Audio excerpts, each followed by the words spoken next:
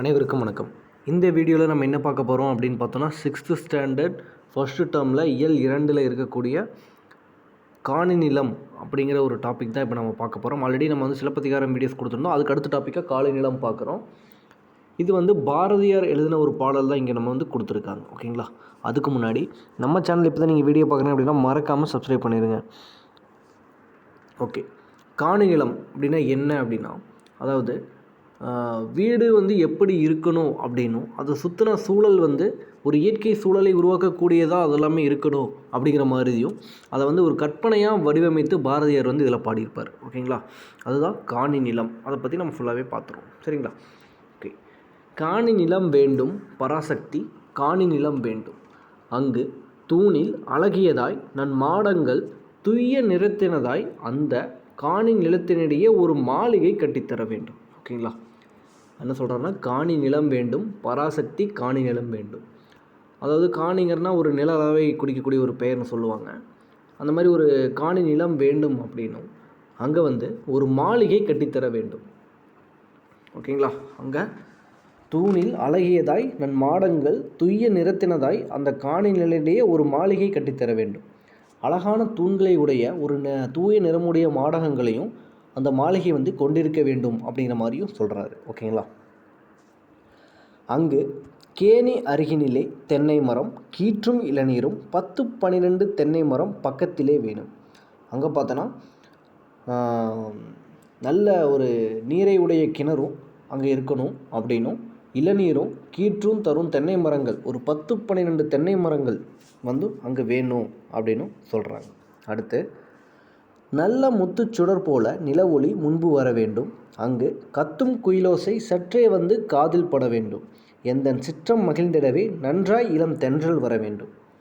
அங்கே வந்து பார்த்தீங்கன்னா முத்து போல் நில ஒளி வீசணும் அப்படின்னும், காதுக்கு வந்து இனிமையாக குயிலின் ஓசை கேட்கணும், அதே மாதிரி இந்த உள்ளம் மகிழ்ந்திட இளம் தென்றல் வந்து தவள வேணும் அப்படிங்கிற மாதிரியும் சொல்லியிருக்காங்க. இந்த இமேஜ் கொடுத்துருக்காங்க பாருங்கள்.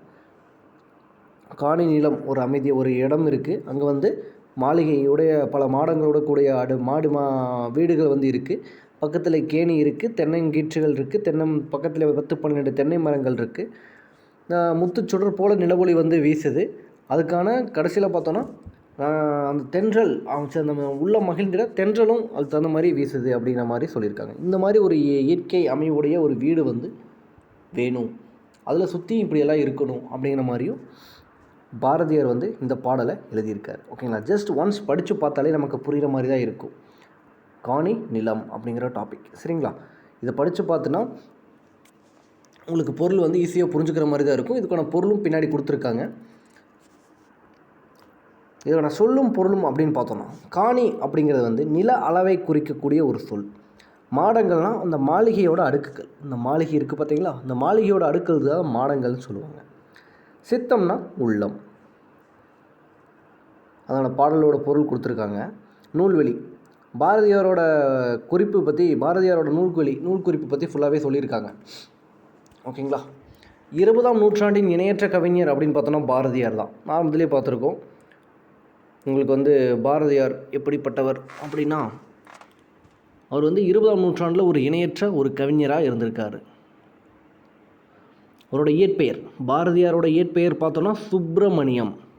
பாரதியோட இயற்பெயர் வந்து சுப்பிரமணியம்.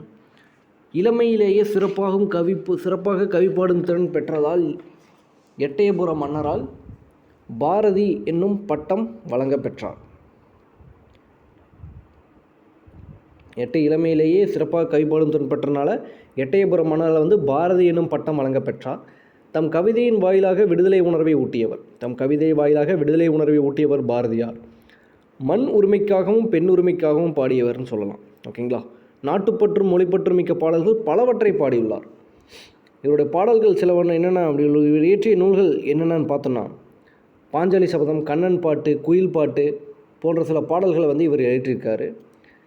பாரதியார் கவிதைகள் அப்படிங்கிற ஒரு தொகுப்பில் வந்து நமக்கு வந்து இந்த காணி நிலம் அப்படிங்கிற பாடல் வந்து இடம் பெற்றிருக்கு. பின்னாடி புக் பேக்கில் 1 மார்க் கொடுத்துருக்காங்க. இது கிணறு என்பதனை குறிக்கும் சொல் அப்படின்னு பார்த்தோன்னா கேணி. சித்தம்னா முன்னாடியே பார்த்தோம் உள்ளம், கிணறுனா கேணி. ஓகேங்களா? அடுத்து மாடங்கள் அப்படின்னா நமக்கு வந்து பார்த்தோம் மாளிகையின் அடுக்குகள். நன்மாடங்கள் அப்படின்னா